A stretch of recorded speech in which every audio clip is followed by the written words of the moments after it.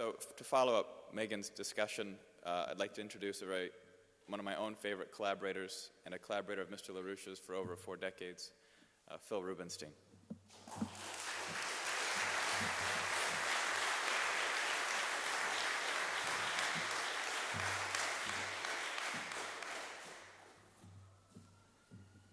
right. Well, in the interest of the fact that we have another musical performance coming up, and we want to have some questions and answers, and I think we have to be out of here at 10. Is that right? Yeah. So I want to kind of hone in on a few points, taking off from what Megan and others have said. Now, one thing to get at, you heard Lynn this morning, and Lynn was very clear that we need GlassSteagall, but we need GlassSteagall in a certain understood in a deeper and more profound way than GlassSteagall. It was interesting to find out that Mr. Steagall also put forward the bill in 1941 on parity.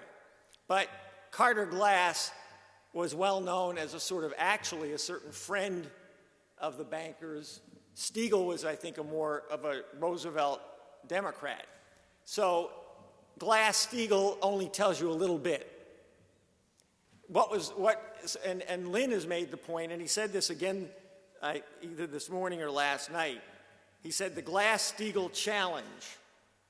And he basically, I won't read it but he says that essentially, except for the few efforts that he's made, or many efforts that he's made, and a few efforts from a few other people, nobody understands really what an American credit system is.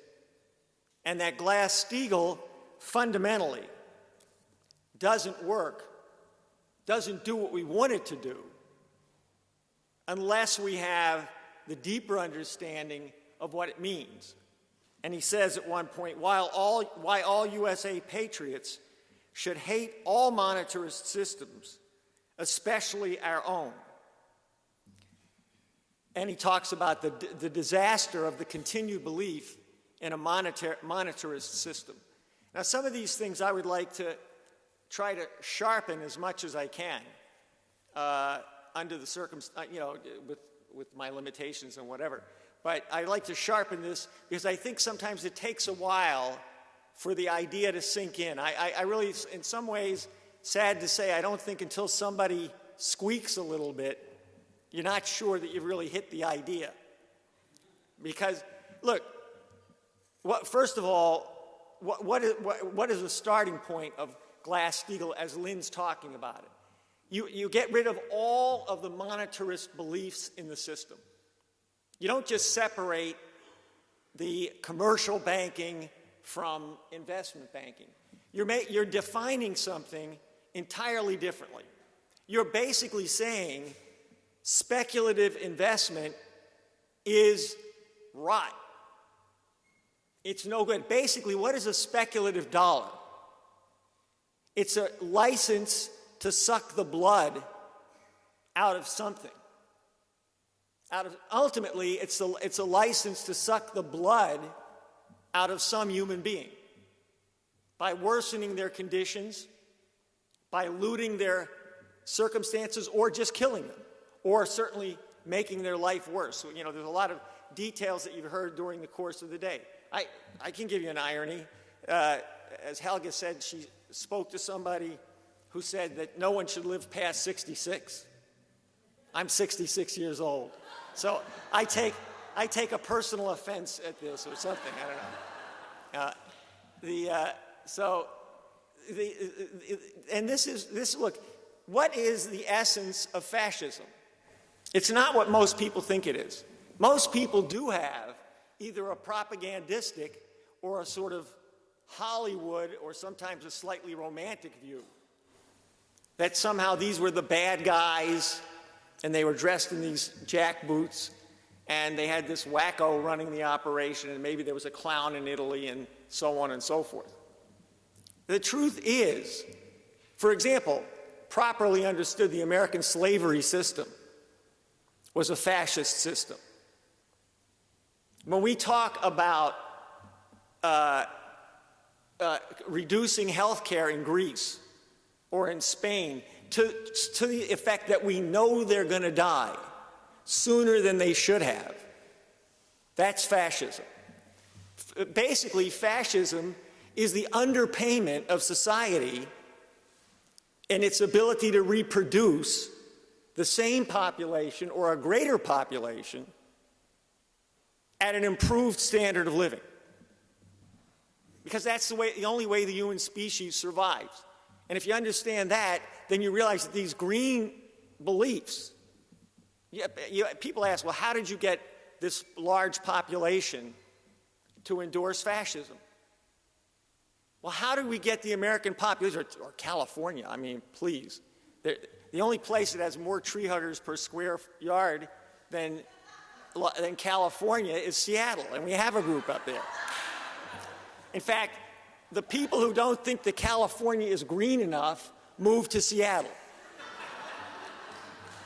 And now the people from Seattle are saying, we won't let any more California immigrants come up.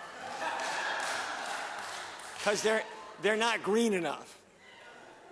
Or they're polluting our environment. Well, that may be, I don't know. But anyway, so that's what it all was in the 1920s and 30s.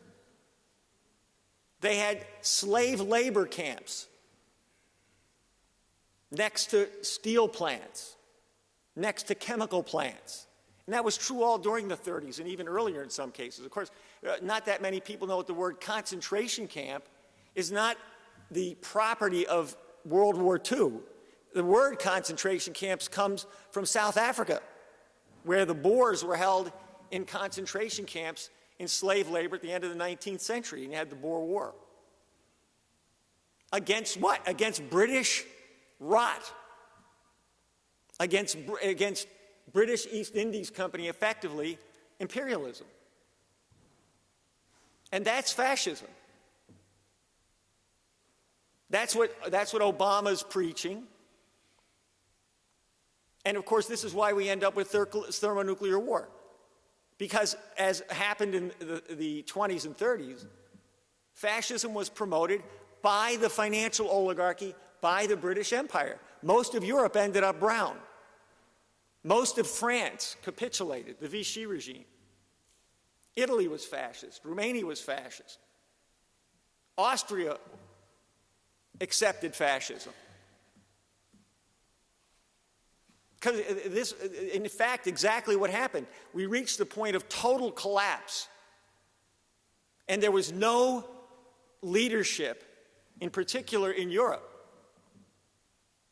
It wasn't just a matter of conceding. There was no leadership. There was no alternative. There was no economic policy. There was a rejection of scientific development. Much of the legacy that we have today, existentialism, insanity in science, where it was believed that we'd come to the end of science with certain elements of quantum mechanics and whatnot.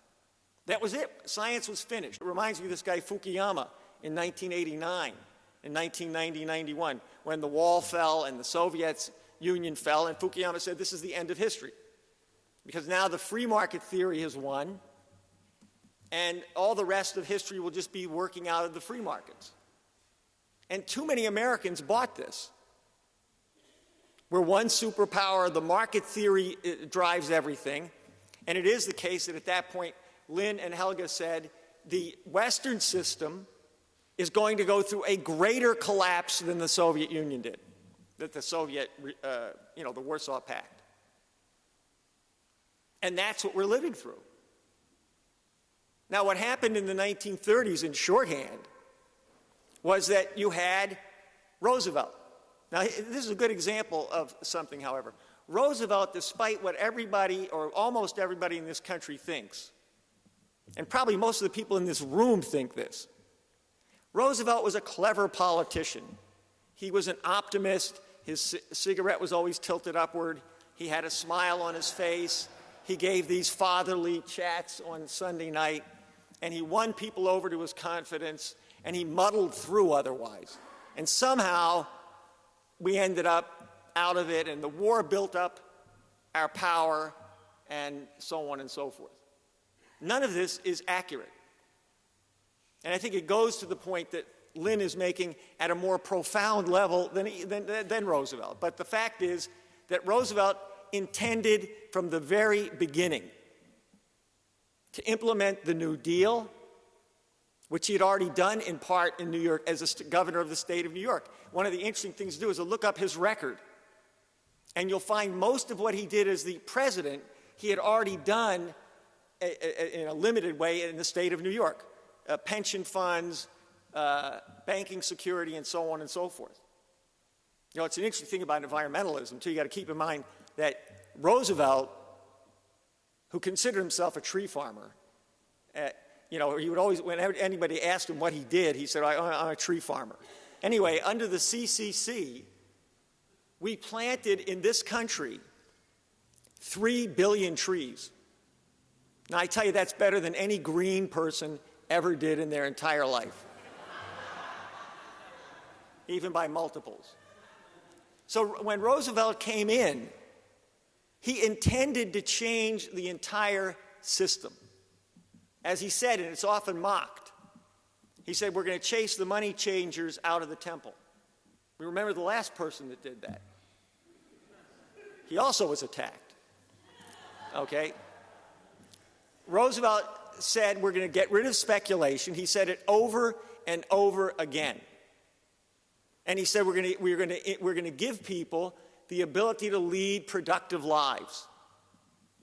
And we're going to guarantee them their old age, some security in their old age. Now, the point I'm making, he had an intention, and he had a forecast about the future. He knew, as of 33, 34, that we were headed for war if we didn't change the circumstances. And he made numerous efforts to change the circumstances, which were often called folly. But he tried. But he also, at the same time, knew that we were headed for war. And so we built an industrial base in the middle of a depression, with Wall Street in opposition throughout, with the Republican Party on a budget binge. They wanted balanced budgets and so on and so forth. And Roosevelt, despite that, and even despite a renewed downturn in 37, 38, despite the opposition of the Supreme Court, Roosevelt built, with others, an industrial base that by the beginning of World War II, in fact, before the beginning of World War II, in 39 and 40, was already the biggest industrial scientific power in the world, or potentially so. And so we had the Lend-Lease program. And then when the war started, when we were drawn into the war, we had the biggest industrial operation, and in many ways we became the biggest scientific area in the world, ironically enough, because many of the top European scientists found refuge in the United States. Now, it may not seem, and that's how we built the atomic bomb. We did it, no one else, the one thing that the reason the Soviets couldn't do it is they couldn't do the industrial development and the economic, and the atomic bomb at the same time. The United States had the industrial technological power and the developing skill of the labor force to do both at the same time. Now, we shouldn't have dropped them. We didn't need to drop them. MacArthur knew that, and anybody who was sane knew that. And in fact, for those who think that Lynn might be exaggerating when he talks about the threat of extinction, at the end of World War II, people knew that if the atomic bombs that were dropped on Hiroshima and Nagasaki was the vision of conflict in the future, then the human species would not survive. They were many of the leading people, MacArthur, Eisenhower, some of the leading scientists, Oppenheimer, Einstein, said, if we go down this path, we will be extinct as a species. Because if you look at the devastation of World War II, which already was 100 million dead, cities of 1 million wiped off the face of the earth on all sides, except the U.S. And then you add to that nuclear developments, and you realize if you unleash anything like World War II again, there won't be anything left. And it won't take 4 years. Now, so what did Roosevelt have? Roosevelt intended to change the course of history. Roosevelt was also intent on the Bretton Woods, a fixed exchange rate agreement, a United Nations that recognized the national sovereignty of people, a credit system on an international basis, which was opposed by John Maynard Keynes, was opposed by the British financial elements, was opposed by Wall Street. And that's why the death of Roosevelt was such a crucial moment. Because at that point we had Truman, and we had Churchill, and others. Truman was such a lunkhead. You know, a lot of Americans think he was, they think he was a feisty little guy. The one thing about that is true is he was a little guy. He actually thought and said publicly that the Soviet Union was not smart enough to build a nuclear weapon. Now, if that ain't racism, what is? And this is how we got led down this insane path. People are worried now about the NSA, the secret state. It started in 1946 and 47. Truman made every scientist connected to any kind of security project, but especially the Manhattan Project, sign a loyalty oath. The loyalty oaths began way before Senator McCarthy. And that was the beginning of the security state. The whole idea of classification, the idea that other people couldn't figure out what we could figure out, so it was better to keep it secret. Most of the scientists knew that this was ridiculous. Most of what you needed was in the public record.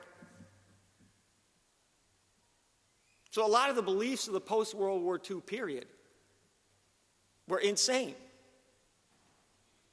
So we took on free market approaches.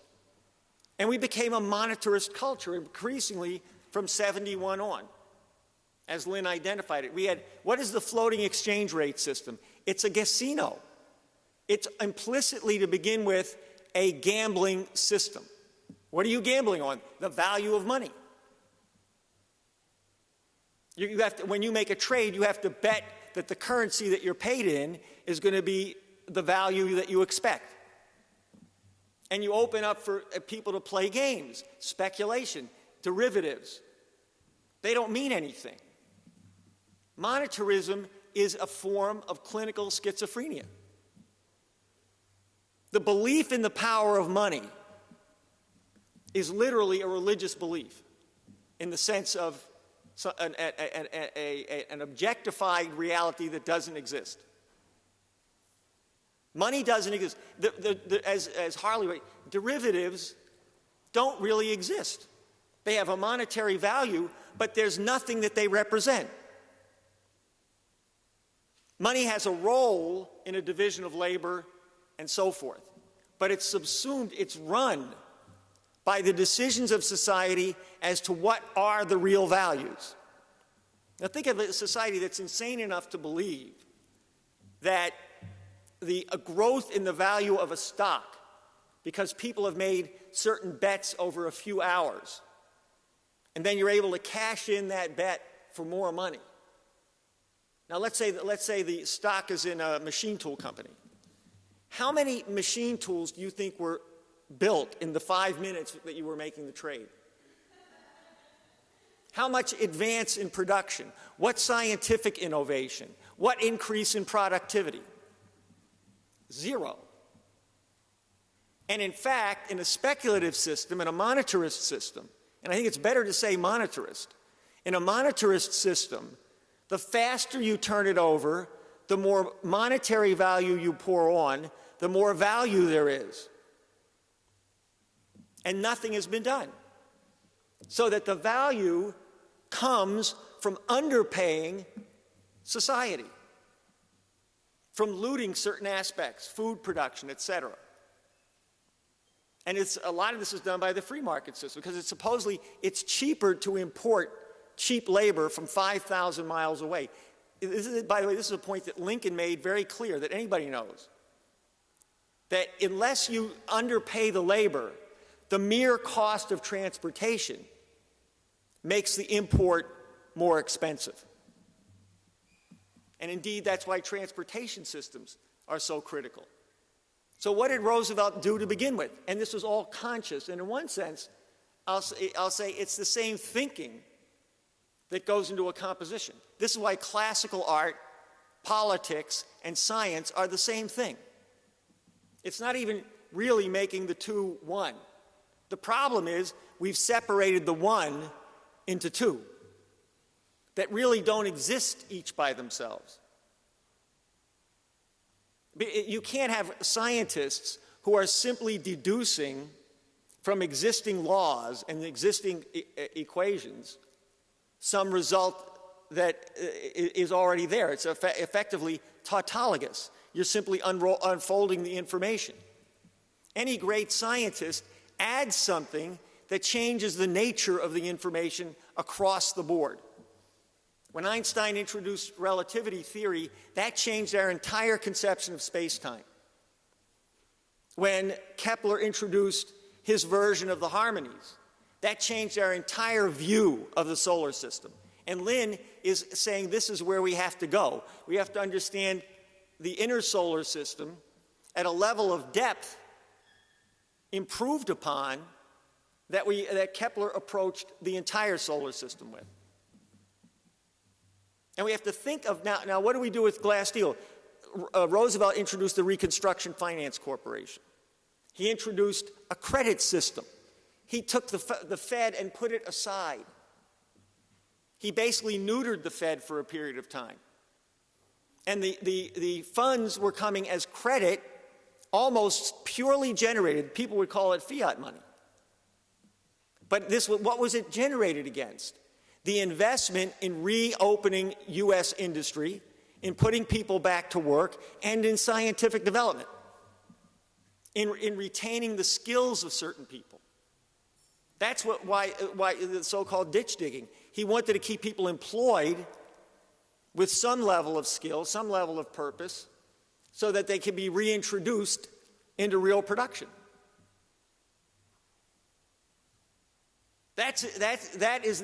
Now, what Lynn is talking about is we have to understand that GlassSteagall means the end of monetarism, not just the separation of the banks. It means we're placing an entirely different value in the economy. And we're saying these kinds of monetary jiggerings are no good. If you want to play games, go play games. Go bet on horses. Go bet on, a derivative is a little bit like betting on the bet that somebody laid down. You go in, you got 5 people who have bet on horse number 1, and you make a bet that those 5 people are going to win. And you bet Mr. C that they're going to win. And maybe you've done that to offset what you think your losses are on the previous race. So you've hedged your bet. And there is fundamentally no difference between that and a derivative. So we have to have a much sharper sense of this. If you have money as the primary value, if you're talking about a distribution of money values and the value of financial instruments, like this question of stocks, if you're betting on the value of a stock, then it has no relationship to the economy. Now, we used to recognize this in some of the laws. For example, it used to be the case that you had to hold a stock for a certain amount of time to be able to take it as the tax rate for it. If you turned it over overnight, you had to pay a higher tax rate. That's a step. The better thing to do is get rid of it altogether. When Lynn said, we don't need Wall Street, you have to realize how shocking that should be. We don't need Wall Street. We don't need J.P. Morgan. We don't need Bank of America. If they all go bankrupt, they're not too big to fail. The truth of the matter is they're worth virtually nothing. And what you have in the organizing is you have a lot of people, like, take this point. We don't have enough money to have a space program. Let's leave aside some of the things that Lynn has proposed, but we don't have the money for that either. Now, how is it that we don't have $100 million? I saw this, actually, I'll give you an example, the Princeton Plasma Physics Plan. They have a design which they think might work that's better than the tokamak. And it's $159 million. It's been shut down. Why was it shut down? The money was the sequester plus budget cuts. Now, we don't have $159 million for advanced science, and we have trillions, or $85 billion a month, from the Fed to buy Treasury bills and mortgage-backed securities. Where did that come from? Wasn't that what ruined everything? That and a few people who fooled the banks, you know, those poor immigrants who manipulated the banks into giving them $1 million mortgages. That's the story I really like. Anyway, so the fact of the matter is, these things are absolutely, should be ruled out. We really don't need these people. But to do that, we have to be prepared to say what we do have. Now, what's a credit system, a national banking system? The idea is you have an intention in society to improve the productivity of the human species, of the country, of other societies that you're working with. And you issue credit, that is, letters of credit. The rest of the details you can see in some of the work we've put out. What are those letters of credit?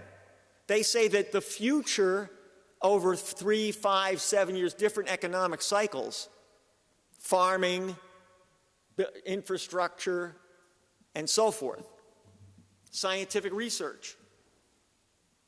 These will improve the productivity of the nation and its allies as a whole, and that will allow the transfer of more goods and more product to the population as a whole. Money then becomes used as a means of that transfer. It's subordinated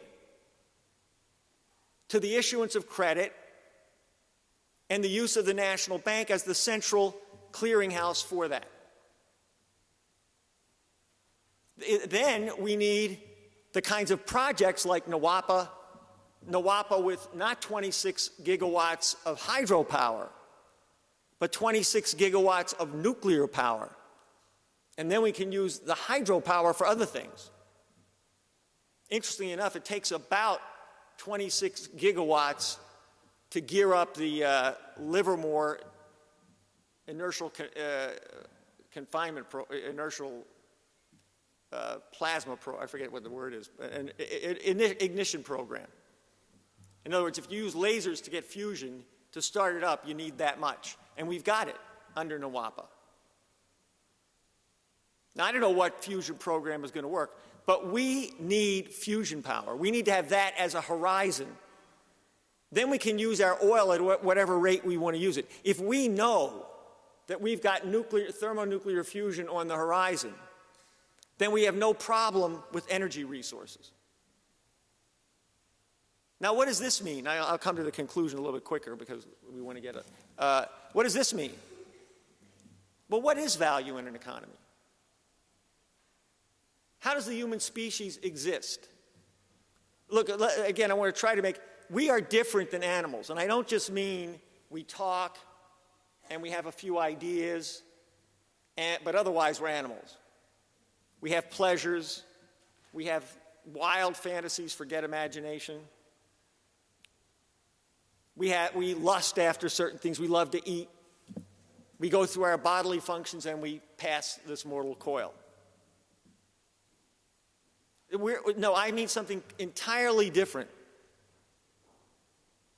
the human species, the human individual, and the species as a whole is unique in the sense that we evolve through the development of greater power through knowledge and interaction with the universe. That is, when we act on the universe, that's how we know it. There's no other way to know. You can't get out of your skin any other way. The whole trick in British empiricism is to say you are locked inside your skin and you can't get out. So all you have is sense perception. And there is no mind. And that would be, there is no such, the mind is an electrical machine, a bunch of neural connections. Effectively, you are artificial intelligence. So that's what artificial intelligence is. It looks like you have a brain, you have a mind, but you don't. You're just a complicated chimpanzee. And chimpanzees are very nasty creatures. For those of you who love animals, try a day with a chimpanzee. Okay. So, but the human species evolves by generating universal ideas, science, that changes our view of the universe and opens up areas that we didn't know existed. We didn't know nuclear physics even existed in 1880. We barely knew that atoms existed. We didn't know that galaxies existed. We had no idea. We thought that everything was inside the Milky Way. There was some idea of nebula and so forth, but galaxies, no. We didn't know that the nuclear world existed. We opened up an entirely new universe at the end of the 19th and the beginning of the 20th century by people like Planck and Einstein, who, yes, were trained classically in music, but I don't think even they had quite the idea that Lynn has. Because for them, the classical music was important. They knew it fed their imagination,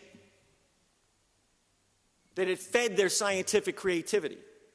But they didn't know that it was, in fact, the same thing.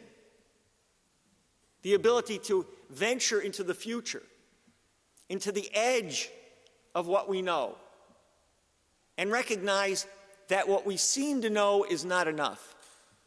It's paradoxical. It's ironic. Therefore, the idea of metaphor, irony.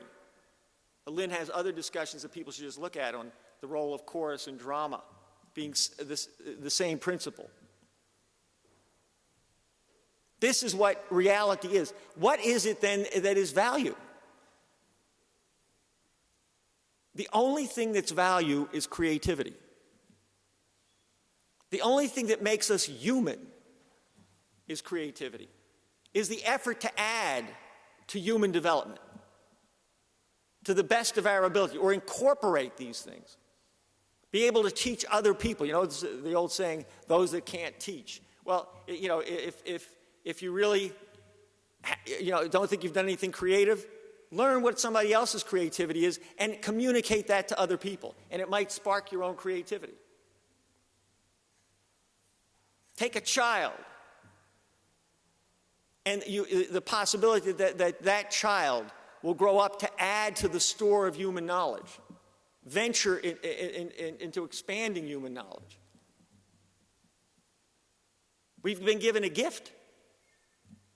Think about how wild it is. We learned in the beginning of the 20th century that a couple of grams of matter, so-called, we learned because there were radiation. We didn't know what these things were. We learned that in a few grams of matter was a storehouse of energy, more than your wildest imagination. But that came out of the creative imagination in a lawful way of a few people. We have that power today, but only if we give up this fixation on money. And look, it's all the same: monetary theory, game theory, empiricism, geopolitics. It's all based, artificial intelligence, positivism, information theory. It is all the same thing. It's a view of the human mind as nothing better than a machine or an animal. And it's an effort to take away the fact that our actual existence, and this is how you enslave people, our actual existence, who you are, what defines us, is our creative exploration and development of our relationship to the universe. And that's how the development of the human species itself is proof that the universe is not only living, but creative. I give you one story that I just saw the other day, just because it's anomalous. I like the fact that it blows the scientist's mind. You know, we have this thing, and also it's interesting about the space program. I don't know if it's Voyager 1 or Voyager 2, because they get a little confused. But they were sent up around 1977. Now, one of them, about a year ago, they thought had reached the end of the solar system, the so-called heliopause. And then they realized it wasn't past the solar system, that there was still more of the sun and the magnetic field of the sun and the solar wind. And then it hit what they call the solar shock bow. This is where the stellar wind hits the heliosphere. And this is supposedly the magnetic and the heliosphere protect the solar system from radiation. And they found that this wasn't what was happening. That indeed, what they found is that as these cosmic rays or cosmic radiation comes in, instead of either being deflected or slipping through, so we get a little bit of cosmic radiation. And what happens is they begin to coil in spiral or cylindrical shapes and form a new magnetic field inside the boundary of the bow shock and the heliopause. And they have no idea what this is. They have no idea why it's happening, which means they don't know what the heck cosmic rays are. As Lynn said, space is not empty. Space-time is not empty. So we're at a point where we have to be, if we're going to survive as a species, but it's not just survival. We have to recognize that ontologically, as Lynn raises this point in a recent paper, what is it about us that makes us exist? What is our substance? What defines us? Is the fact that we have a mind that is outside of any biological existence, even though it requires a biological existence. But it shapes the biology to house a mind, and a mind which can communicate with other minds if we understand that it's a communication among minds and not amongst things or animals. We have to think of language as always proceeding toward the poetic, because any fixed language fails. And in a sense, at least a little of this is how we have to approach GlassSteagall. Because what's a credit system? It's the future of humanity as decided by a human republic. It's the future. Therefore, you need the scientific projects, you need the platforms, but you need the objective is the constant development of future generations. As the Constitution says, us and our posterity. That's what makes us unique. There's no other constitution that I know of that pledges the nation not to its present, but it says of every citizen, what we do for you is for the future. And we have to guarantee that the future has a future. We should at least think that far.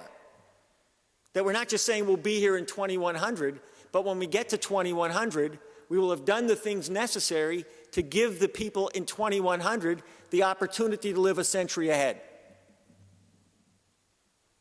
And any other economic approach is death.